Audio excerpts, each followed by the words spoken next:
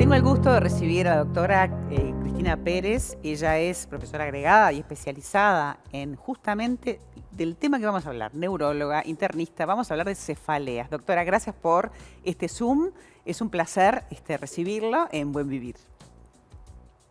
Bueno, muchas gracias a ustedes por la invitación y poder compartir este espacio con ustedes. La verdad que es súper interesante tenerla porque dolores de cabeza tenemos todos. Yo creo que si uno habla de algo común es esto, pero no sabemos diferenciar lo que es una cefalea, una migraña, una jaqueca, si esto puede tener consecuencias o no. Y a veces terminamos tomando un montón de medicación que no nos indica el doctor, ¿no? Que la autogestionamos. Entonces, ya que la tenemos, doctora, nos gustaría que nos explique la diferencia que hay, qué es una cefalea. Bueno, cefalea es el término que se le da a lo que es el dolor de cabeza. O sea, dolor de cabeza es igual a cefalea. Y existen muchos tipos de cefalea. Una de las clasificaciones que más utilizamos nosotros, los neurólogos, es clasificarlas según la etiología. Y las dividimos en cefaleas primarias y cefaleas secundarias. Las cefaleas primarias son las más comunes, las que tiene la mayoría de la gente, y se llaman primarias porque no se puede demostrar una causa estructural o una causa determinada que se pueda determinar. En cambio, las cefaleas secundarias son aquellas producidas por una lesión estructural, ya sea intracraniana, o una cefalea o dolor de cabeza, que es lo mismo, que ocurre en el contexto, por ejemplo, una gripe, de una enfermedad infecciosa, secundaria un traumatismo del cráneo, etc. ¿El estrés también entraría, doctora, en esa categoría? Por ejemplo, cuando uno está muy estresado o está, en un contexto que estamos viviendo tan complicado, mucha gente se queja de dolores de cabeza y quería saber si eso era... dentro de la clasificación, ¿dónde lo estimaría? Sí, porque dentro del capítulo de secundarias, hay un capítulo que está, que está destinado a las cefaleas secundarias de origen psicológico o psicógeno. Entonces, el estrés podría entrar produciendo unas cefaleas secundarias. De todas maneras, las cefaleas primarias también se agravan por situaciones de estrés o cuadros psicológicos o psiquiátricos.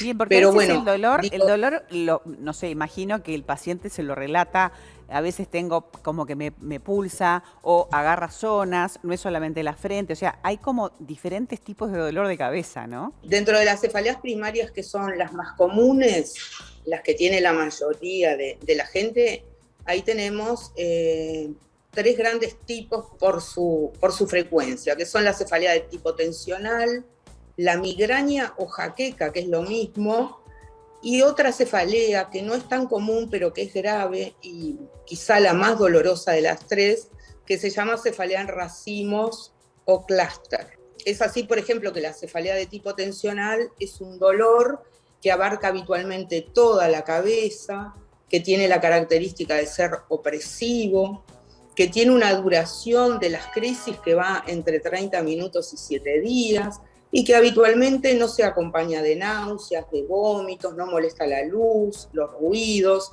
En general, la persona puede seguir realizando sus actividades físicas habituales, y en cambio, el que tiene migraña tiene un dolor que en general es más intenso. La cefalea es un tema que habitualmente lo trata de resolver las propias personas, ¿no? Tomando un analgésico o un vecino que le indica un analgésico. Y demora muchas veces en consultar, como que en muchas ocasiones se minimiza lo que es el dolor de cabeza. Claro. Las personas muchas veces comienzan a utilizar en forma indiscriminada analgésicos, y eso lleva a que esas personas cronifiquen el dolor. Hay una entidad que se llama cefalea crónica diaria, que se ve por el uso abusivo de este tipo de medicación. Es importante esto que nos está diciendo, doctora, porque mucha gente le debe suceder que toma cada vez cosas más fuertes y que le dijo un vecino o un amigo, ¿no? Y de repente no es lo que hay que hacer, hay que consultar al médico. Le agradecemos por todas estas explicaciones que nos dio para hablar del dolor de cabeza, algo que nos parece tan común, pero que es importante prestarle la atención debida. Por eso le agradecemos por su tiempo, doctora. Muchísimas gracias. No, por favor, muchas gracias y saludos. Muchas gracias, es un placer. Y justamente como en este bloque vamos a hablar de dolores, yo les decía antes que vamos a hablar de la neuralgia del trigémino, para lo cual el doctor Humberto Prinzo sigue con nosotros. Y también sumamos a esta mesa a un paciente que puede dar un testimonio muy importante. Se trata de Víctor Fernández. Gracias por estar con nosotros. Muchísimas gracias por invitarme. Un placer. Vamos a empezar con el doctor para explicar qué es esto de la neuralgia del trigémino, porque sabemos que el trigémino está ubicado por aquí, pero realmente es una patología invalidante, ¿no? Un dolor fuerte. La neuralgia del trigémino tiene muchos años de definición, diríamos, por médicos, clínicos. Data desde la Edad Media, en donde se describía un dolor discapacitante, invalidante, que la persona no podía, ni los médicos de la época, dominar y controlar. Y es descrito como la enfermedad dolorosa facial del suicidio. Ese dolor tan insoportable lleva a que la persona se quiere quitar la vida, a que se golpee la cabeza contra la pared, hasta que se saque los dientes, ¿no? Una cosa. Hay pacientes que nos llegan, la primera parte del tratamiento, el diagnóstico, como bien también lo decía la profesora Cristina Pérez, de los dolores faciales, es clínico. Después uno recurre a las imágenes. Pero a veces pasan por una serie de preconsultas con colegas, con dentistas, en donde piensan que puede ser una patología dental y ahí comienzan las extracciones dentarias. ¿Pasan años, doctor? A veces pueden pasar muchos años, con diferentes terapias, uso de morfina, en la madrugada, en la tarde, multimedicados. Es una patología que tiene una incidencia del 4 al 7%, de 4 a 7 pacientes cada 100.000. En Uruguay estadísticamente hay 120, 150 pacientes por año que sufren de neuralgia de trigémino. ¿Y cuál es el origen de este dolor tan fuerte? ¿Qué es lo que sucede? La explicación que se maneja y que se ha encontrado especialmente cuando uno va a la cirugía es el latido de una arteria en la profundidad del cerebro, que es una arteria cerebelosa, que contacta con el nervio trigémino en su camino, en su trayecto, late, hace un latido sobre el nervio. Yo hago la homología a mis pacientes como que esta fuera la arteria y el nervio el de abajo. Y ese latido permanente de la arteria, pegándole al nervio, entre comillas, haciendo que descargue de una forma anormal, ahí produce con el tiempo la neuralgia trigeminal. O sea que ese dolor es un dolor fuerte en el rostro, pero puede agarrar una o las dos partes, puede agarrar el ojo, puede agarrar...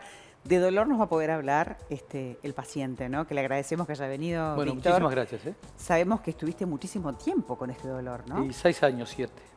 ¿Y cómo era ese dolor?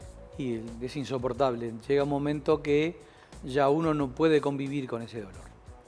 Llega un momento que ya no puede comer, no puede tomar líquidos, no puede lavarse los dientes, no puede agarrar frío, le hace mal el contraste del frío y el calor. Todo. ¿Y desplazarte, por ejemplo, en un vehículo? No se puede manejar. La vibración ya automáticamente lo activa.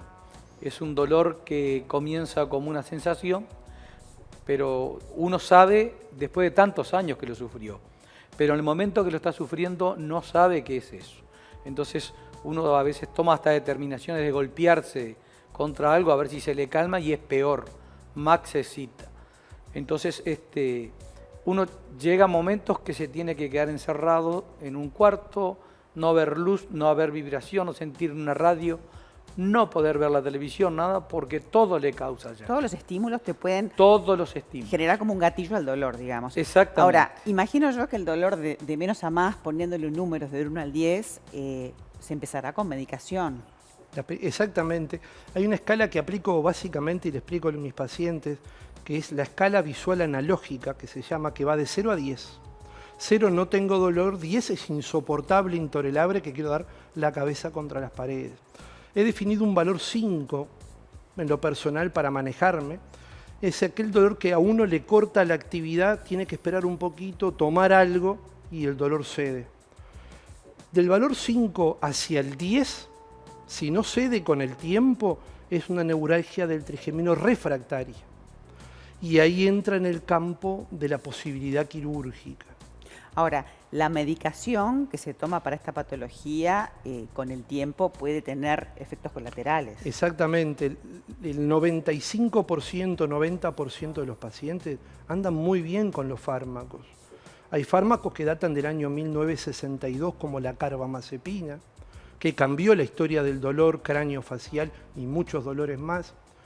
Pero el uso prolongado puede dar problemas de meses, años, en lo que es la formación del glóbulo rojo, una anemia, diferentes tipos.